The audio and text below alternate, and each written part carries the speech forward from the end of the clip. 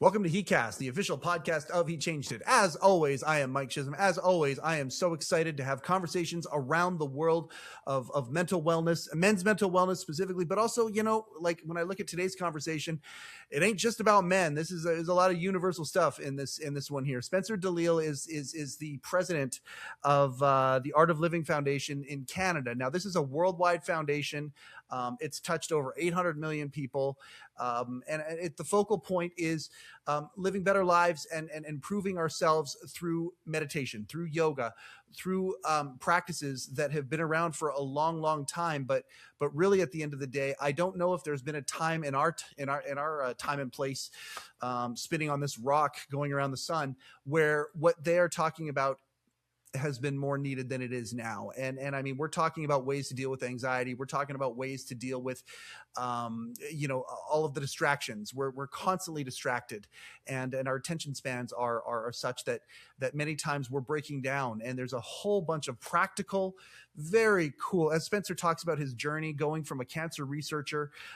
He's an executive coach, and then has done, I don't want to say an about face, he has enhanced what he has been doing through discovering the improvements that you can have through meditation. And I want to be very, very clear about this.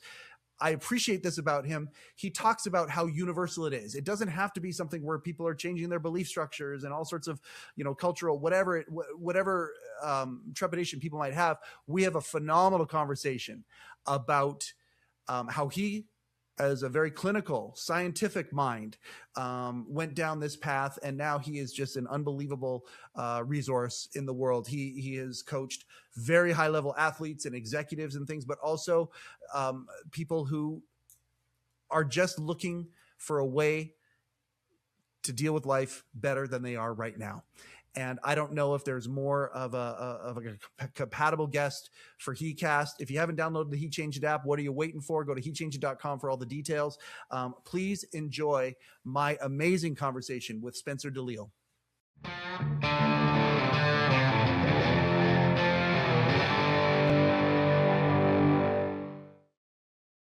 Spencer, I've often said this, being the host of heCast, I've got the best gig ever, because I'm the one that gets to be front seat to the insights, to the techniques, to the wisdom that people have learned along the way.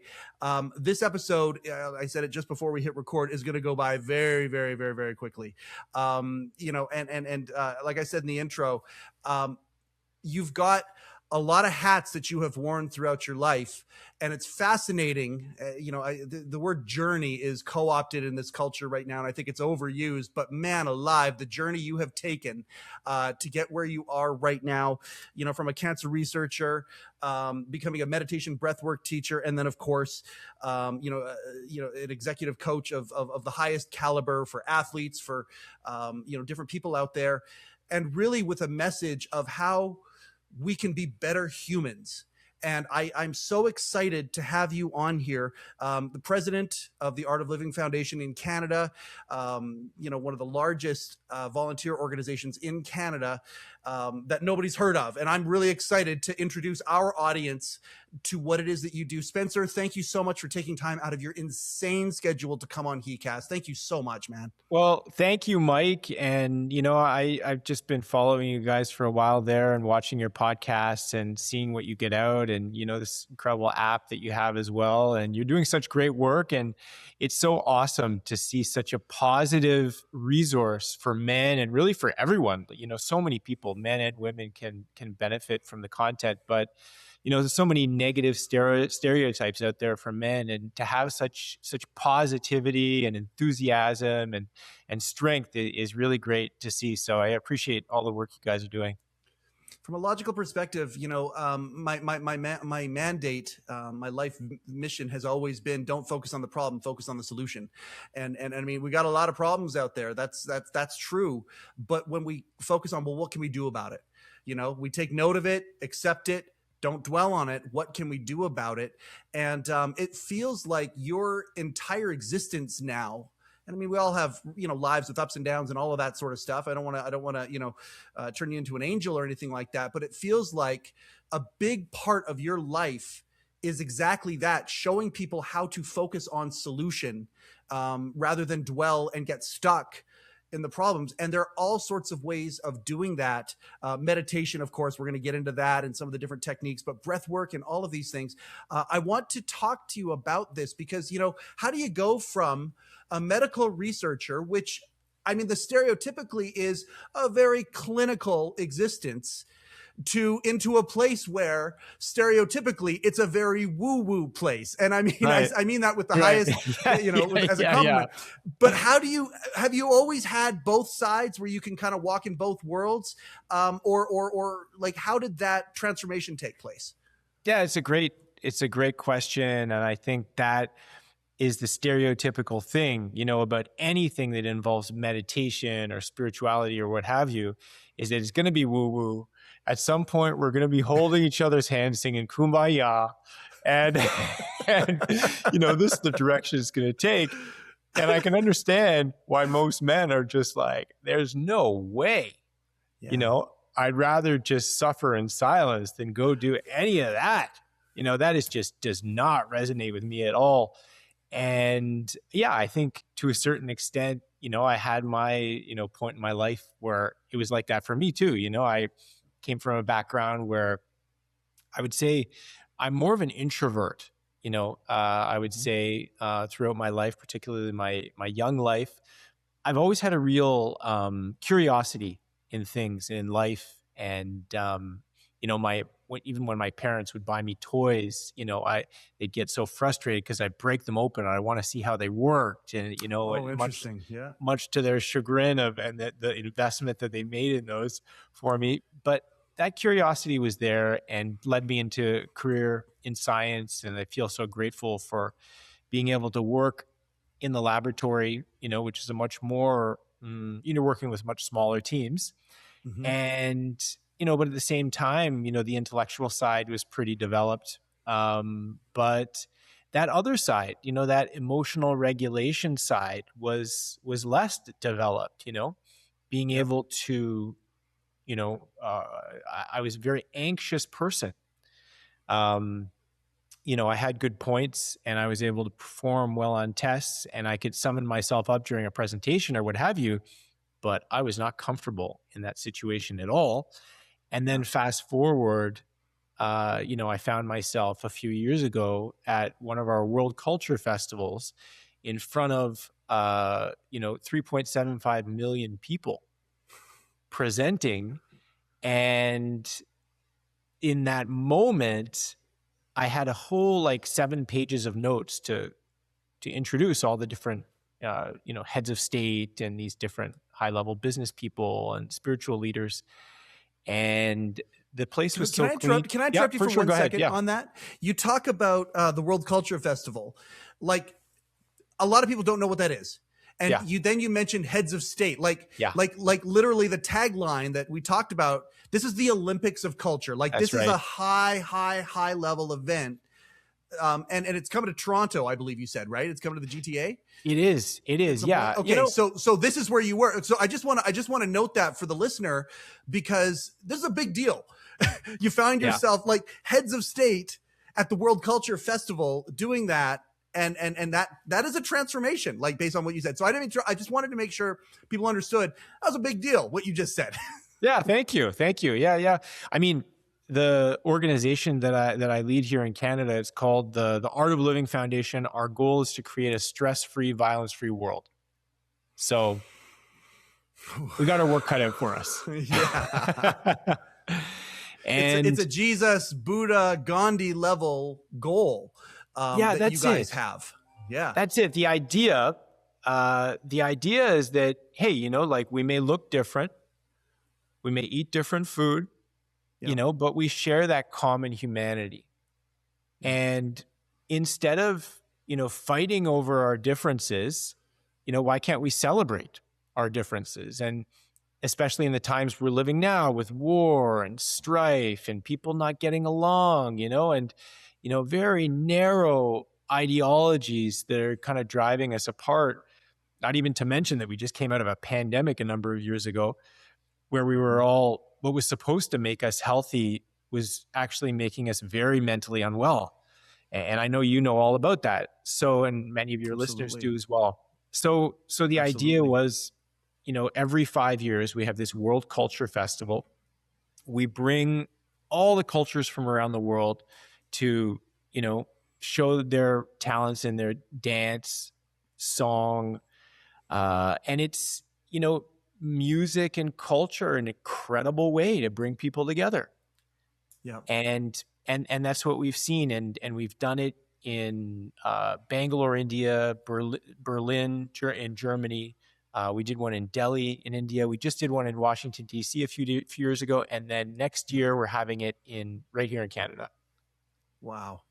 That's fantastic. And I mean, it feels like, as you kind of talked about, your journey going from here to here, it feels like it's a progression.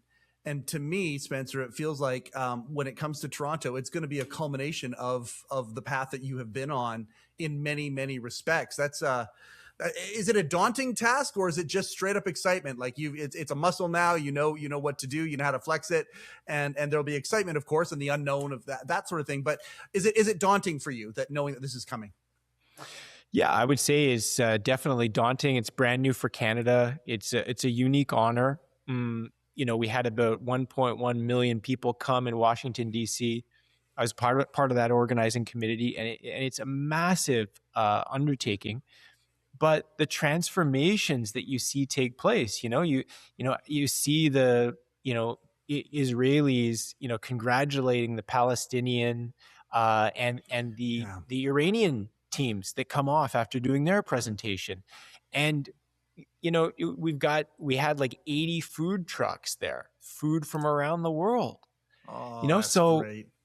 yeah, I mean, a lot of us are foodies too, so it's like, Yeah. good luck with that. You're gonna have to make sure we're working out before and after to make sure to get those pounds off. But it's like it gives us a window to just see beyond these differences and start to also cultivate that peace within. We had one of the world's largest meditations in North America, in Washington, and Yeah. what would be the largest meditation in the world when we did it in Delhi. um you brought up the M word, and it's finally, I want to talk about it, because I mean, we've had a couple of people on here, over the history of heCast, where they've talked about how meditation has changed their lives, and some practitioners and things like that.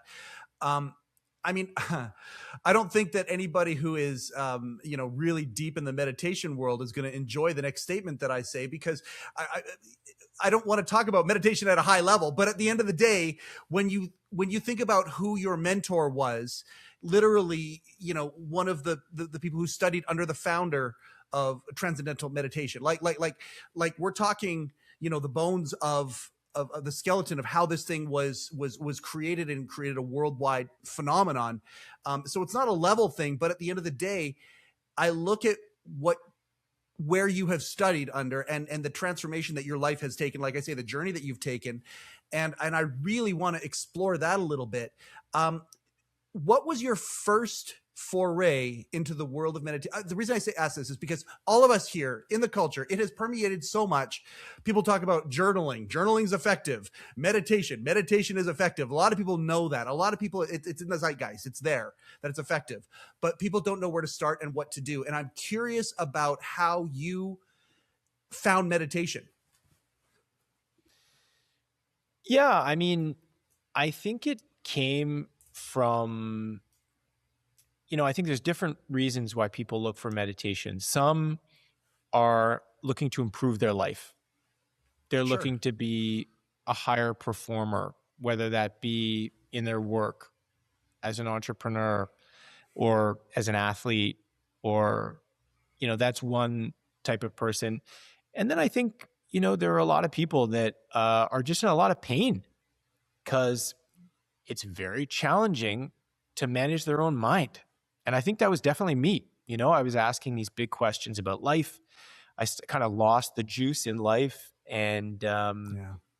and was really wasn't able to get out of it. I remember, and no knock on counseling, but I was in the middle of a session with a psychologist, and I remember she broke down, and And she was just sharing how she felt like a fraud because, she also was depressed and anxious.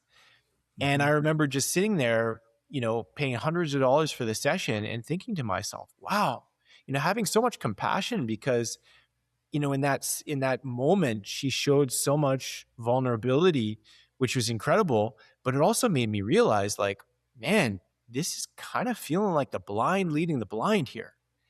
Yeah. And I really wanted to look to, another way that could be very a way that I could take responsibility for my own mental health. So that moment started a journey where I started to do some kind of deep introspection in myself and also tried many, many different techniques. I actually went back to school. And even though I knew that wouldn't be the solution, I thought, okay, well, at least it's something to do because I couldn't find a solution otherwise. And when I went back to school, I saw a poster that was actually from the Art of Living Club at the university I was going to. It said free meditation. So I'm like, it's the right price. I'm a student again. Yeah, sure. Yep. Yep. Let me give it a shot. And they played a guided meditation from the founder, Gurudev Sri Sri Ravi Shankar. And I felt like the peace I had felt and the settledness and serenity I had felt when I was a kid. And I just observed that, okay, wow, this is really something. Like, this is something worth looking into. And then I did what we call the Art of Living Part 1 course. I learned the Sudarshan Kriya. And then the practice of this technique, it just totally transformed, not only my mental and emotional state, but my confidence in being able to, manage my own, mental, physical and emotional well-being. Yeah. Okay. So, and we're going to talk yoga along the way as well here, because obviously, you didn't just go down the rabbit hole, you spelunked into the bottom of, if you can get to the bottom ever. I don't even know if there is. So we're going to talk about that. But the reason I bring it up is because yoga is a loaded word. I've done hot yoga. I've done nidra yoga, which are, those are two very, very, very different things, right? Yeah. Meditation, same thing. And you brought up, the first experience was with a guided meditation. And so, when you talk about this level 1 or this course that you took, did it distinguish what meditation? Because again, it's a very loaded word. A lot of people don't even know, what it is. It is a different thing. Did it distinguish meditation, or did it just go down a certain type and kind of show you that? Yeah, it's a great question. And what I observed in the course is that it laid out like a roadmap kind of a thing and gave you the lay of the land. Because I think that so many of us, we experience emotions and we're not even aware of it. Right. We jump into anger and we're yelling at someone because there we go. Maybe we don't even realize why. And maybe it's because we were frustrated. Maybe it's just a built up tension. Maybe it's some trigger that we have from our past. And I think the first part of the course is really talking about the nature of the mind and the nature of our existence as a person or as a man. And it was really enlightening for me because I never thought about it like that. We talk about how, there's 7 levels to your existence. There's the body, the most gross aspect. Then we have the breath, a little more subtle. Then we have the mind, which is effectively everything that comes in through the senses. It's kind of like the projector screen for our consciousness. And we have the intellect that analyzes and deciphers all of these things. Yep. The memory, which, can be a really useful tool, especially if you're looking for your keys or you want to remember something for a presentation or what have you. But it can also be something that takes us out of the present moment. If we're hooked on stuck real easy. Yeah. Yeah, we can get stuck, right? So it can be something, depending on how healthy and, you could say well managed or purified that part of us is, it can be a pro or a con. The memory, and then the ego is the 6th one that aspect of us, that I am, and it could be, I am better than everybody and everyone is below me. Or it can also be the opposite. It can be, okay, everybody's so much better Mhm. and I'm way down here, Yep. Or if we cultivate it, it can be this all-encompassing ego, which we all have experienced, where, I see your success and I'm really happy for you. And then, vice versa. So the ego can be cultivated. And then that last layer, the self, which is, you could say, the essence of who we are, that love, that joy, that peace, which is our nature. You look at a healthy baby or a healthy toddler or child, Yep. they don't need a reason to smile. No, they're exactly present 100% of the time. Yeah, there you go. They're 100% present. Yep. And they're living in that state of presence and living from the self. And, really, what's the difference between us and, of course, we have all of our experiences, Mhm. but often it's the stress in our life that, kind of puts the clouds over that nature that we have. And, someone may say, well, if you're saying my nature is love and peace and joy and, intuition and creativity, well, I don't feel that at all. Yep. Someone may say, I don't feel that at all. Well, you could put the analogy that it's a cloudy day today in Southern Ontario where I am. Does Mhm. that mean that the sun is not there? Of course not. We all know that the sun is shining bright. And if we're able to use some techniques, some wisdom to take away those clouds, then we can see the sun and we can live from that place more often. So that was a real epiphany for me because I thought I was an angry person. I thought that I was an anxious person. I thought that was okay. That's just the way I am. And I've got to accept it. And that's it.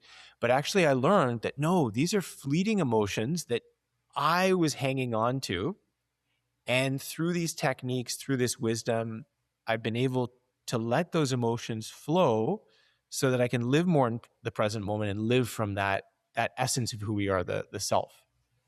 I love that you're talking about this. I have a shorthand that I say to my client. I'm in the financial field is where I work, and I work Oh, with great. families, middle class families. And one of the things that especially during tumultuous times, right? People, their emotions get the better of them sometimes, and then they'll call me up. And one of my jobs is basically, to help people take emotion out of the situation and make it really logical. And one of the shorthands that I use, and I don't know where I heard it or if I made it up, I don't even know.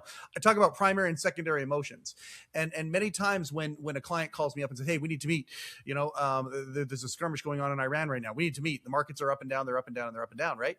And so when we meet, I always say, okay, you're talking to me out of the secondary emotion. The secondary emotion is that you're anxious and these are, but really at the end of the day, the primary emotion is the thing we need to focus on. If somebody's angry, it's probably because they were hurt or Mm, offended or they mm, were, and if you go back to the primary, like, why is this emotion showing up right now? And it can mm, go positive too. If somebody's really, really happy, right? Well, what caused that? And then you go mm. back and you can explore these things. And that's just my shorthand for it or whatever. And people kind of understand it and they go from there. And it feels like that's the deep dive that you took. Okay, I'm an anxious person. Okay, well, let's, you're talking about a symptom. Let's go back and talk That's about right. what caused that symptom to occur. And so, if I'm hearing you right, level one is you kind of exploring these truths of existence, and then it kind of moves into, okay, now how we're going to affect all of these different levels, and meditation is a tool to do that. Am I hearing that correctly? Exactly. And I think that's the thing is that, on the course, it's expressed that, stress is a major factor that takes us out of the present moment, clouds our judgment. And, how do we reduce stress? How do we bring the mind back to the present moment? Effectively, what is meditation? It's being present. If you want Yeah. to boil it down, being present with what is.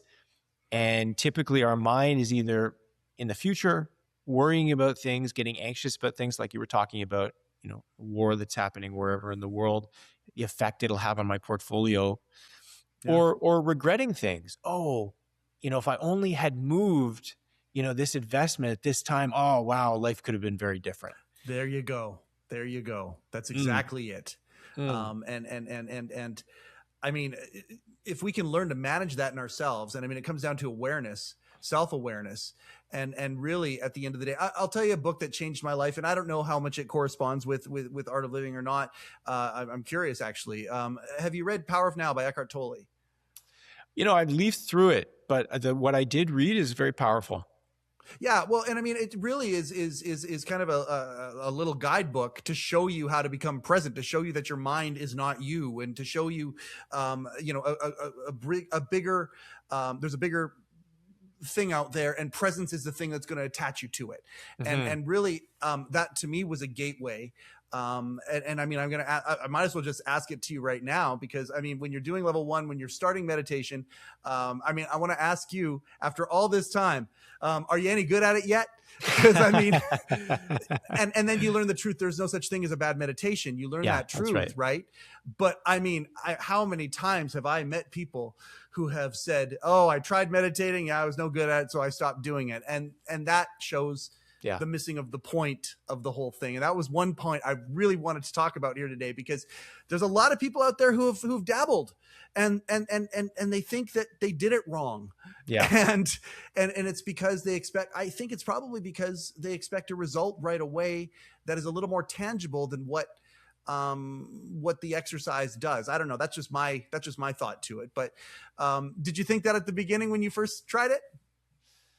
Yeah, I think I had big expectations in the beginning. Yeah. And I think you're 100% right. I think a lot of people, have this impression that meditation is just this completely peaceful state, void of thoughts, where, you're in bliss 100% of the time. And sure, I mean, that can be the case. That is a state in meditation. Yep. But the reality is that the way this magnificent symphony of activity that we call, this phenomenon that we call the body and the mind, it works on different laws. And really, when we're able to calm the system down, calm the body and the mind are connected.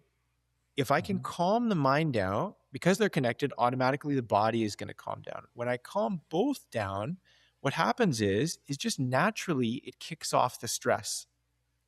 When it kicks off the stress, that often gets expressed can be expressed through as emotions. It can be expressed through sensations in the body, through thoughts, all kinds of things. So typically, when people are doing this rhythmic breathing meditation called the Sudarshan Kriya, a lot of things are coming up.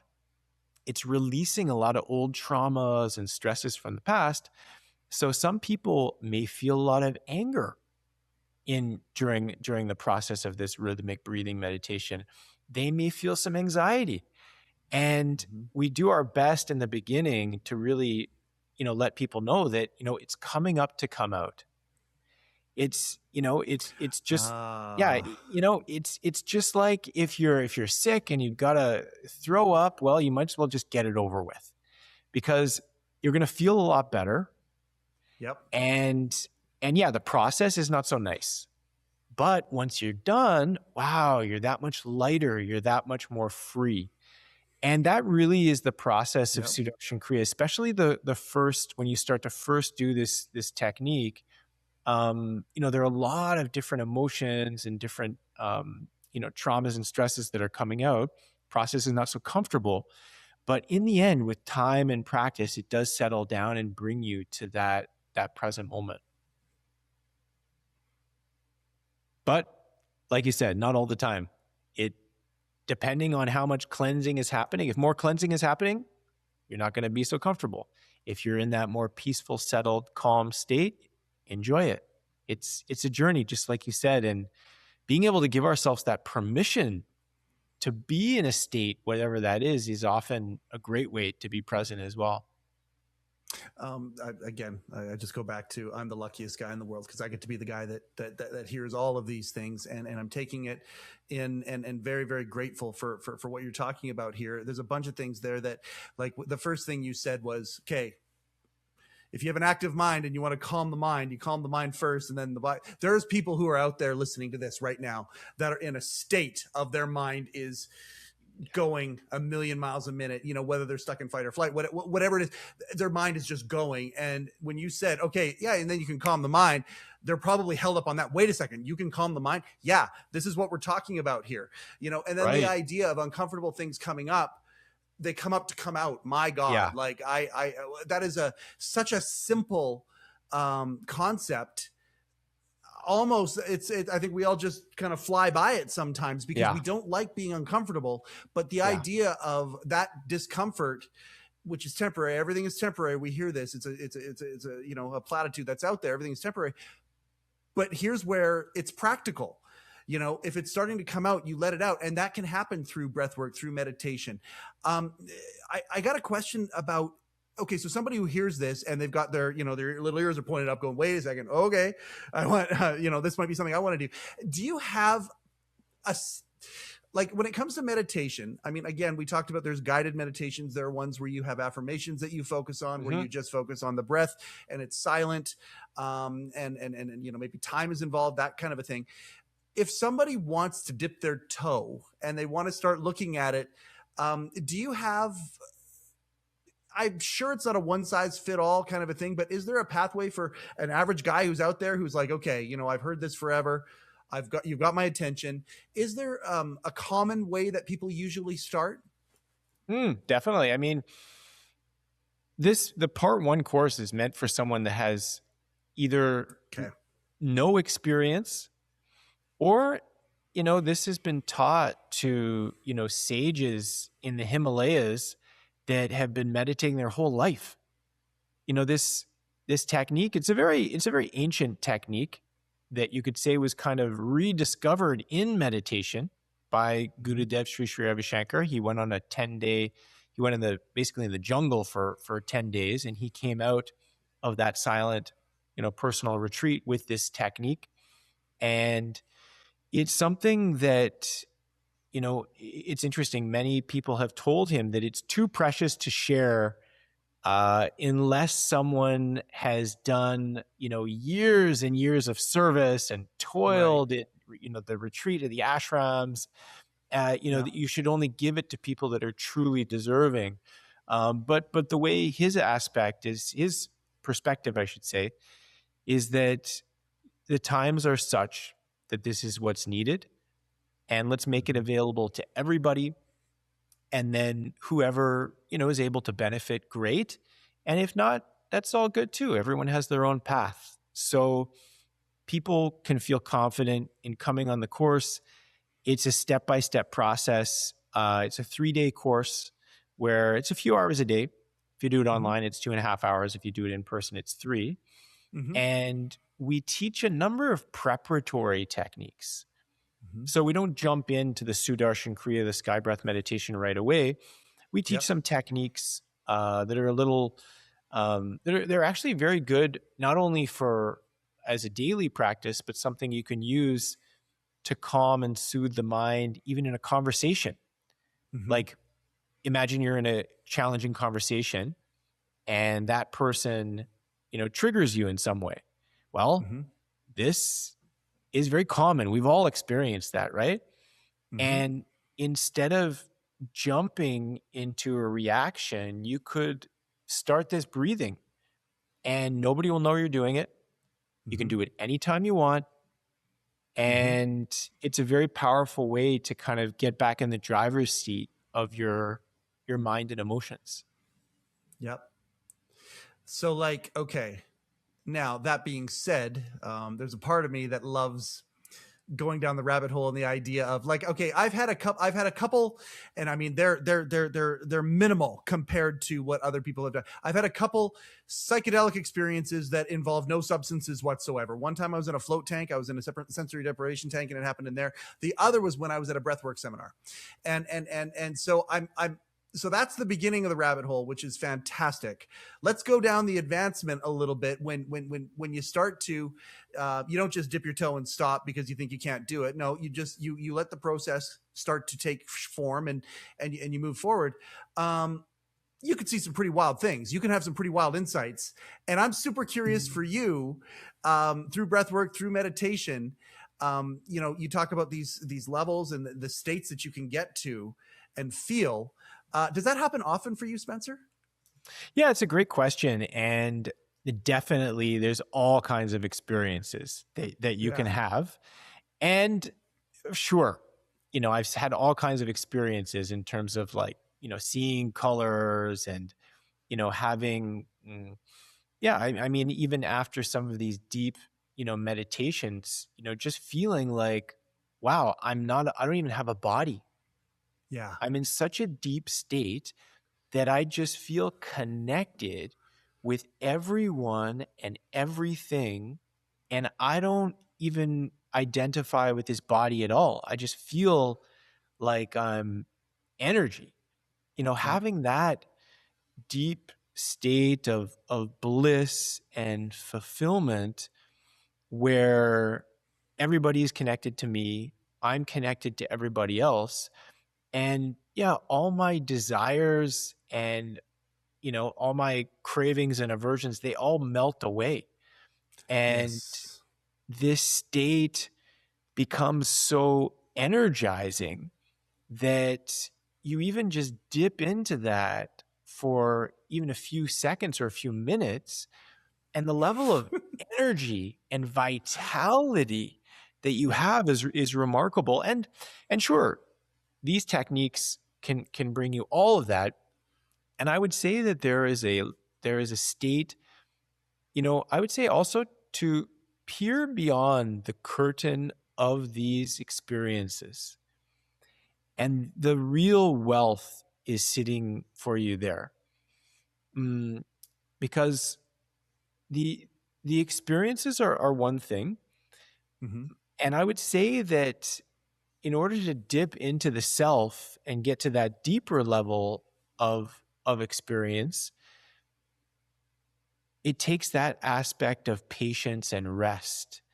And I think that if, of course, we're talking about enjoying that and having a good experience and that kind of thing, but I see a number of people, they're just searching for the next high. Oh yeah. Yep. So if you're constantly searching for a next level of excitement and you're driving, you want to, kind of drive yourself up to that next level of excitement again and again and again. It's still almost, you're still kind of in the senses. But if you're willing to go beyond the senses and go beyond yourself in a sense, and just be in that relaxed state and accept whether it is not getting too excited, if it's a sensational experience, or not getting too, kind of bogged down if it's not the psychedelic experience you wanted. Right. Yep. But just, being with what is, that I've seen the greatest transformations in. I mean, for myself, we've taught many courses with veterans that come back from combat. Mm-hmm. And they do this technique, this Sudarshan Kriya, sky breath meditation. And I remember there one instance where this gentleman, he hadn't slept for more than 4 hours for the past 10 years since his deployment. Oh, wow. So it's so interesting, the irony, because what kept him alive on the battlefield, this hypervigilance, was tearing him apart at home. Yep. And he couldn't sleep. Digestion was shot. He couldn't eat. Yep. His relationship with his family and his kids were falling apart. And he just didn't know what to do, going to all kinds of substance abuse because you don't know how to calm your mind down otherwise. Mm-hmm. And so he came to the course with his head on a swivel. And after doing the first Sudarshan Kriya, he went home and he came back the next day for the course. And he was kind of like tongue-in-cheek pissed off at us. And we were like, okay, well, what's the problem? He said, well, because of you, I almost missed my dentist appointment. I slept 10 hours last night. No way. his like One his nerve, day. one One one day. using the technique once. And Okay. yeah, the nervous system was so, you know, so exhausted and craving for that rest that it finally was allowed to do so. And you should have seen him the next day. Like, of course, it's a journey. It's not a one and done. There's no silver bullet. But the Right. difference in him, the fact that he wasn't swiveling his head every 2 seconds, the fact that, you know, his legs weren't bouncing around so much, Yeah. and that instead of having this angry look on his face or a big frown, the guy, had a smile on his face. It's incredible. I feel like, just like you were saying, like I feel so fortunate to, be someone that can share these techniques and this wisdom, because I think it's the need of the hour. Neither at home nor at school have we learned Yeah. how to manage our mind and emotions. Yeah, I mean that's so well articulated. Now let's take it back to, again, part of the journey, as to what you do. Um, there are people out there who are lost, and they're anxious, and they're at this place where, they're darting from one thing to another. Whatever, this can calm things down. I love how you use the story of the veteran there, and I mean PTSD. I mean, there's so much. When it comes to people with PTSD, whatever it is, it could be something extreme. PTSD is one of those funny things, like trauma. It's individual, right? And you can't judge it, because what somebody's trauma is. It could be somebody said something to somebody the wrong way. We're in their fourth grade, and the neuroplasticity was particularly sticky that day, and then it just it that carried with them. It could be something very, very minute as well. And I appreciate the fact that this can help uncover some of these things, and when it comes up, it wants to come out. I love that.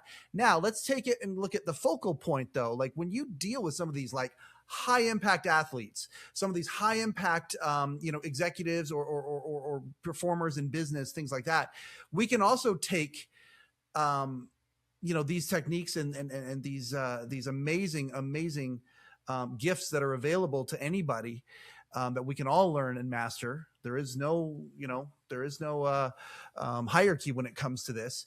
And then you can take it and use it to focus on a goal. And I think that is something that it's really worth talking about too, because there are a lot of people who are stuck because they want to jump towards their goal or their dream. They want to advance in their life, whatever that looks like. And then you can take it and you can actually laser focus it as well. And I'd love to hear your thoughts on that a little bit as well. Yeah, it's a great point. I think now we live in, they call it this VUCA world, this volatile, uncertain, complex, ambiguous world. Like, I just think back to my childhood, and I mean, my grandparents had a phone that actually you had to turn and it would make sparks to make the call, right? And like, you would curse the people who had zeros in their phone number, because you would have to keep, waiting for that thing to come all the way back. Like, and you called someone, like, if they were not home, like, that was it, actually. Like, you were not going to get a hold of them until they got back to the office or back home. Like, it was just a totally different world. Like, completely different. And now, we live in this world where everyone's got a device. Mm-hmm. If you don't respond within a matter of minutes, that could be a really troublesome thing, either for family or work.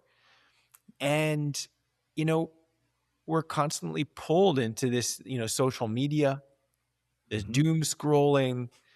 And, because of that, we're living in this very distracted society and this very distracted environment. So no wonder it's hard to focus. And, I think I know I've read some studies, over the past 20 years. I think the average attention span has gone from about, I think it was like 2.5 minutes all the way down, to, I think we're under 10 seconds now on the, for the, it's crazy. The average person. Is wild, and I mean, the reason they had classrooms at 40 minutes way back in the day when they set those is because they set it after the attention span that they had researched, whatever it was in the 50s or the 40s or whatever it was. Yep. So, we're living in a completely different world. So, no wonder we're having trouble focusing. So now, how do we focus? What is focus? Well, it's bringing the mind to the present moment. How do we arrest the mind and bring it to the present moment? Well, can we force the mind to be in the present moment? Can you force yourself to go to sleep? Oh, well, I'm a double PhD. My mind should listen to me. Like, no way. Doesn't matter. Like, so if you can't, you can tame the mind, but just not through force. You can tame it through other ways. And that's what we're talking about here. Yep. Exactly. Yep. And that's it. So the point is that, the law of the mind is different from the law of the body. The law of the body says if I put resistance, if I try to push something away with resistance, I'll be able to push it away. But if I try to push away a thought, if I try to push away my emotions, if I resist my emotions, okay, that anxiety, that anger, I don't want to feel that anger. Not now. I can't feel that anger. No, this is not fair. I don't want to. What happens? It comes back even stronger.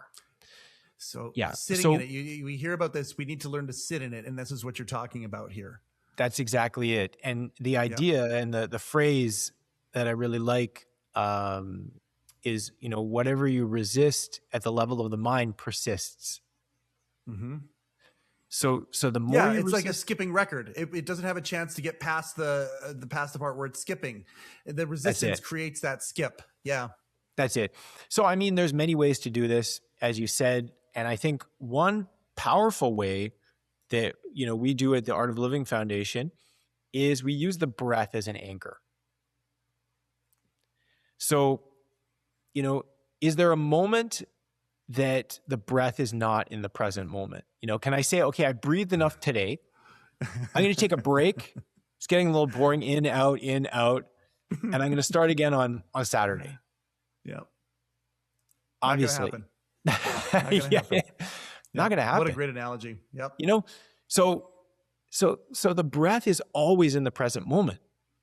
So this becomes a very powerful way that I can start, to bring myself back to the present moment by putting an attention on the breath.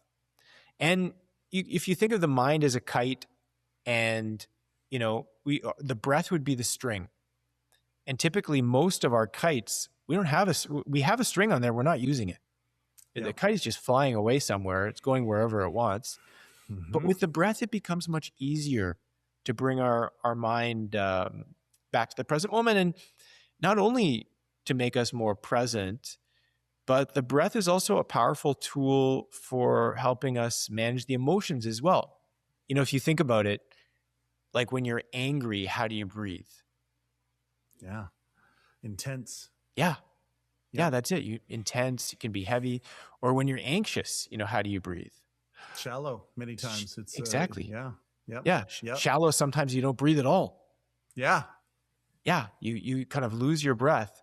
So when I'm with my trainer, when we're working out, I mean, I can't tell you the first 2 months when I first started with him, the first 2 months is, hey buddy, breathe right now, breathe through like regularly, like that there was the most, your muscle, you're not going to muscle through it. If you're doing a bench or whatever it is, if you don't breathe properly, by the time you get to 6 or 7, you're not going to get to 12 today if you're not breathing right. Like anytime there's any sort of, opportunity for us to go back and focus on our breath to make sure that we're doing what we're supposed to be doing, the net result is going to be whatever it is that we're doing will be easier or better. Yeah, that's exactly it. So I think that is something that's lost on a lot of people, is the fact that so simple. That's the thing. Like again, I think about the people who are listening to this right now. It's so simple, Yeah, it's very, very simple. Sorry, I cut you off there. How it's lost. It is lost, but it's such a simple thing. People don't realize that right here in front of you, you have the tools to help you get past whatever it is that you're going through, whatever it is, however big it is. There's nothing, too big that you can't use these tools to get past what you are. So sorry, that's my little rant there, but it's so simple. Like hearing you talk about it, it's one of those things. It's easy to do. It's easy not to do, right? Yeah, no, it's so true. And there's this old anecdote of this beggar sitting under a tree, and for years he begged in this one spot, begging for what anyone would give him, just hoping that someone would give him enough to survive. And then one day he passed away, and they removed some of the dirt on that spot where he was, and they dug up some of the dirt. And what did they find? They found a huge treasure, and he had been sitting on that treasure his whole life, and he didn't even know it. And that treasure is the breath. And typically we breathe. Typically we feel an emotion and we breathe in a certain way. But what we're doing is we're actually kind of flipping the script a little bit. We're making that one-way street into a two-way street. So we start to be able to use the breath to be able to manage the mind and emotions.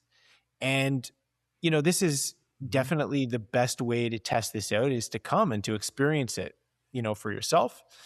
But there's we have over 100 plus research studies, demonstrating, the benefits of this. And really, from a scientific perspective, there's one of the breathing techniques that we teach on the course is called Ujjayi breath, or victory breath. And this breathing technique, it actually activates the vagus nerve, which they call like the second brain. And typically when we get stressed out, what happens? The mind, the cerebral cortex actually gets flooded by cortisol. Cortisol blocks neural communication. So if your neurons can't communicate, you're done.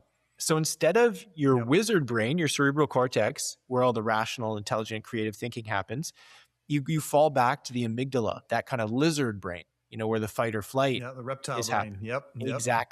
Exactly. The primal so brain. If we're stuck there, we're in reaction, and not the best outcomes come out of that. But when you start to stimulate that vagus nerve, one of the aspects and one of the benefits of that is that it clears the cortisol in the cerebral cortex, so you can flip back to your wizard brain, that cerebral cortex reasoning, rational, intelligent thinking, and you can make a better decision. So, not only is the breath something that is essential to keep us alive, it can be a very powerful tool to, manage our mind and emotions. Hey guys, anybody out there, you get frustrated with your spouse, you get frustrated with your kids, you get frustrated with coworkers, you get frustrated. You know what? You can mitigate that frustration with some breathing, with some very simple breathing. And, Spencer and his team, and that's not even a team, this worldwide movement can show you that. And I mean, it's all over the world. You've seen this thing grow. How long have you been involved? Because I mean, you're the president now in the Canadian arm of Art of Living. You've seen this thing grow considerably in your time since you started to where we are now. Yeah, it's incredible. I mean, now we're in a place where Art of Living Foundation, I mean, it was started, 1984 by Gurudev Sri Sri Ravi Shankar. And he started to... Who, by the way, has received dozens and dozens and dozens of massive awards all around the world from all sorts of different countries, highest level or some of the very high level awards that countries have to offer. He has received them. He is a world changer. He's that guy. And I mean, a lot of people haven't heard of, might not be a household name, but I mean, an absolute world changer. Incredible. I mean, he is, not only is he like a master of meditation and someone really walking the talk, someone living in the present moment all the time. And, he could have just stayed in India, however many years ago in the 80s that he started this. And many people actually said, hey, there's so many people in India. Why did you stay here? There's no need for you to go outside. But he said, no, that, this knowledge is for everyone. And that's the beauty of it, is that this wisdom of meditation, breathing techniques, yoga, this is something for humanity. And it's effectively Vedic wisdom is what we call it. It's totally secular, and Yeah. doesn't matter, who you pray to or not, or where you're from or what you look like. Really, this is something that is of value, to everyone. You see the IT revolution, Yep. and we've seen these cell phones. Everyone's got it in their back pocket, and it's very useful, and it's been something that's so useful to people. So it's spread, throughout the world in all kinds of different languages in all kinds of different countries. And I mean, I think the movement and revolution we're involved in is the inner technology, another type of IT. And Oh yeah. Oh, I love it. Another type of, I'm writing it down. Okay. The yeah, other, this is the good IT. yeah. Not that IT. No offense to anybody who's in the, no, I don't want a bunch of people coming at me saying that. No. The internal technology. I love Right. that. Yeah. What a great stopper. That's a wonderful phrase there. Oh, Yeah. the internal technology. And I think for me, Gurudev, he's been such an inspiration, just learning these techniques, how much they've transformed my lives and the lives of my students. And really, he travels the world tirelessly. Like, we are in 186 countries now, which is wild. There are 40,000 Art of Living teachers that teach these techniques. 40,000. I mean, it is incredible. That's amazing. And I think last time the number that we have for people that have taken our programs and come to our events, we're at over 800 million. So it's wild that, obviously it's interesting, we had such a global impact, but that's part of why we're having the conversation now, is that, many people don't know about us at all here in Canada. And so we're doing our best to get ourselves out there and connect with people to say, hey, you have your own way of life. You're very successful in a number of aspects of it. And we want to give you a few more tools that'll help you be even better and be able to be there more, aware and present with your kids and your family, and help you enjoy life just that much more. I'm really glad you brought that up because I'm in the comedy world a little bit, Nice. and so I'm constantly I host the Letterman podcast, right? And so I'm, really? I'm constantly looking at So I'm always looking at actually it's one of Dave's bridges right behind us, right? All right. Okay. Cool. That's awesome. But and so I'm constantly staying up on what's going on in kind of that world. And recently Jerry Seinfeld was on, I think it was Neil Brennan's podcast. I think it was Neil. It might not have been. It might have been Mark Norman's. I forget. They all blur together. But anyway, he has been a transcendental meditation practitioner for a long time. And so when somebody asked him about it, I forget who it was, but it was one of them. They asked him about it, and Jerry was like, no, it's a relaxation technique. He basically said it has nothing to do, because he's Jewish as well. And I mean, I don't know, how far down the path he goes with his spirituality, but basically it's been thrown out there. Like the interviewer was like, or the conversation, he was shocked that Jerry would say something like that, because I think a lot of people have a stigma when it comes to, again, meditation's a very loaded word, and I love the fact that you, in talking about this, said, okay, well, hold on a second. The stigma that's out there is that, okay, well, if I'm going to get into meditation and all of that sort of stuff, any other religious, spiritual, philosophical practice that I have formed my life around is in jeopardy. And I love the way that you described that. I think it's really important because no, breath work does not mean that you're not that you can't believe in the things that you believe in and things like that. I love the fact that you made that distinction. Now, obviously, people are going to go down different rabbit holes, and where they go, where life takes them, where they're supposed to go. Hopefully that's what we're all doing, is where we're supposed to go. And if we're not, these techniques will probably put it in your face that you're not, and maybe give you the insights or the strength to make the change that you need to make. Sometimes that's what it takes to do this sort of thing. But I'm really grateful that you made that distinction. Now, I want to, this came into my head as you were talking a little bit earlier, and I want to ask this. It's almost like an American SAT type question. Is meditation for the mind what yoga is for the body? That's a great question. Yeah, I mean, I think depends on how you define yoga, because yoga in Yeah, one well, way, there you go. Yeah, again, loaded word. yeah, There's a lot of there different. you go. Exactly. So yoga, in the way most people understand it, is like the yoga asanas, like the postures and that kind of thing, which is one Yep. part of yoga.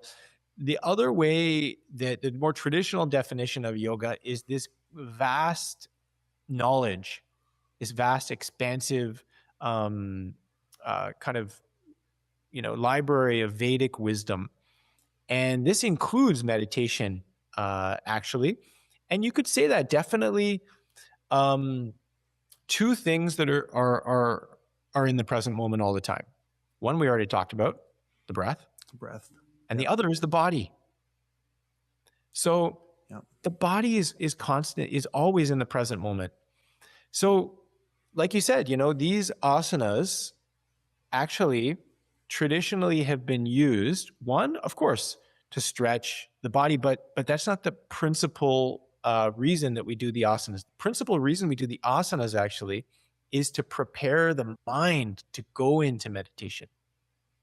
Because, like we started in the beginning, if your Mhm. body is tense, if your body is stressed, body and mind are connected. So if your body is tensed and stressed and all, wigged out, then what's going to happen to the Mhm. mind? Well, Yep. mind is going to go in the exact same place. So if we're able to settle the body down with those yoga asanas, then it becomes much more easy to meditate. And I think that's another one. I really liked, how here you make things so practical for people. And it's true. Many people say that meditation, that'll never be for me. I could Yeah. never calm my mind and do that, and the idea that comes up is that, like, oh, a calm mind is a precursor for meditation. I don't want to calm my mind. I'm afraid as to what will be there once it gets calm. 100%. Like, Yeah. what Totally. could come up? I don't even Or want I to know. can't calm my mind. That's another Or one I too. Like, can't. yeah. Yeah. Yep. Yeah, 100%, 100%. So that's the thing, is that, through these asanas, through movement work, even through like a lot of physical activity, like for, the sports people here, we work with a lot Mhm. of athletes. Mhm. The mind can calm down a lot with physical activity. You tire out the body, the mind becomes tired and calm. Um, but beyond that, going back to your question about the asanas and the meditation for the mind, the asanas are really meant to bring the mind to a state of meditation. And then the meditation technique itself is supposed to kind of dive deeper into that, so to Mhm. speak. So Mhm. you could think of it, yeah, you could think of it as the asanas are bringing you kind of in front of the mirror, Mhm. and the meditation is looking in the mirror and experiencing that Ah. depth of yourself, and seeing, yeah, how incredible you are, how incredibly Mhm. vast and beautiful, and the depth and the peace and that love that's deep within you. Like, this is something totally unrelated to what you asked, but often, we keep changing cities, we keep changing partners, Yep. because we feel that there's something, not right about that other place or that other person. But, how about we look at ourselves? Get right with yourself You can first. Yep. you can change 7 billion people on the planet, or you can change one person. Yeah. And Oh, there it is. and and that, that is a kind of a, I think, a bitter pill to swallow for some of us. But once you do have the courage to be with yourself, to open your arms up and experience what is, whatever emotion that be, whatever thought that may be, you'd like, the experience is beyond what I can share. Like, I will never be able to express to you what it is. I mean, Yeah. you've been meditating, but it's you can't communicate it. It's something not of the mind. It's something of experience. You need to experience it. It can't be communicated. Oh man, like I said, I knew we both know time gets slippery when we do this here, and I mean, like, right. This is why I love long form so much, because I feel like we're just getting going. Like I've got 3 or 4 things that I want to jump into. Like I love having you here, and I do like I've got many other discussion points I would like to go over with you. Can we do a part 2 at some point? Yeah, let's do it. Love to. Okay, Love to. I want to do that because I really feel like we're just getting to the edge here. Like, but what you just said is such also a perfect way to cap your first appearance of hopefully many, Spencer, appearances on heCast, because the guys who are out there who maybe, as we've been talking, we've been maybe going through some layers, and really at the end of the day, you just friggin' hit it, man. It's you could change 7 billion people. You could just go change yourself. Yeah. And really, what is the way to do it? You know, do you want that restless spirit where you're constantly, whatever it is, whether it's vehicles, whether it's partners, whether it's cities, whether it's whatever it is, looking for it. Hold on a second. What if you got peaceful inside? What you might find is what you end up looking for is completely different than what you would have had you not done that work. Wow. And I mean, that can be vocation, that can be all of that stuff, right? And there's guys out there who are listening to this right now who I pray get a light bulb moment, realizing that, you know, it might not be about everybody else. It probably isn't about everybody else. In fact, if you get yourself bulletproof, it's not about anybody else, because you're bulletproof. It's always about you, and what other people do are what they're going to do. And this is where you get to. Am I right on that? Yeah, 100%, 100%. I think that's the incredible journey that no one can do for you. You know, you and I can share our experiences. We can share. I mean, people can feel it, right? You know, the enthusiasm you bring, you know, to the way you present and the way you share, you know, like you can tell that, you know, you're a conscious person and you're meditating, doing these practices. Like this is something that you need to experience for yourself. And I think that if we could say one thing, you know, for you to take that first step, you know, whether it be to, you know, come on, we've got a lot of videos on YouTube. You check out Art of Living. We've got a YouTube channel, and there's many different, very short exercises. People can try something out if they just want to dip their toes in and they're not ready to invest in a deeper dive program yet. But I would encourage you to really, put yourself first. You know, that often used analogy of the oxygen mask, you know, and you know, we don't read that, you know, safety card in the airplane anymore, because we all know what it says. It says that you got to put your mask on in order to help the baby beside you, right? Exactly. And really, you know, you do so much for everyone around you, and often one person gets left out. So if you haven't already done so, you know, just take charge of it today, and decide for yourself, okay, I'm going to take 10 minutes out and I'm going to do this breathing exercise, or I'm going to, you know, do something that helps me be more present. You know, maybe you've been really longing to do some kind of guided meditation, or you've been longing to go and take a walk, or do your favorite workout. You haven't done it for weeks. But, you know, being able to set aside that time for yourself, I find is like a great first step. And I really hope everyone can take that time for themselves today. Spencer, I cannot tell you how much I appreciate you sharing your experiences, what you've learned, and what you guys are doing. You know, I can't thank you enough for that. And again, I'm going to hold you to it. We're doing part 2, and we're going to dive even deeper. This is going to be fantastic. Well, how do people? Okay, so artofliving.org. We can go there. What about you on social media? Do you have a social media presence that you kind of get out there, or do you like how do people find you? Yeah, for sure. Yeah, I'm a social media. I'm on Instagram. You can just look up my name, Spencer Delisle, SpencerDelisle. And I'm also on under the same name on Twitter. And then I'm on, of course, Facebook, and on LinkedIn as well under the same name. Those are great ways to get in touch. And any questions anyone has, I look at those regularly. So feel free to drop me a line. And yeah, we can get you set up. It's an incredible journey, and yeah, I hope you all have an opportunity to get to know yourself better. Yourself, you've been smiling at everybody else, and yourself has been, really craving for a smile and dying for a smile, Yeah. and this is your opportunity to do so. So looking forward to being there as a vehicle for you for that.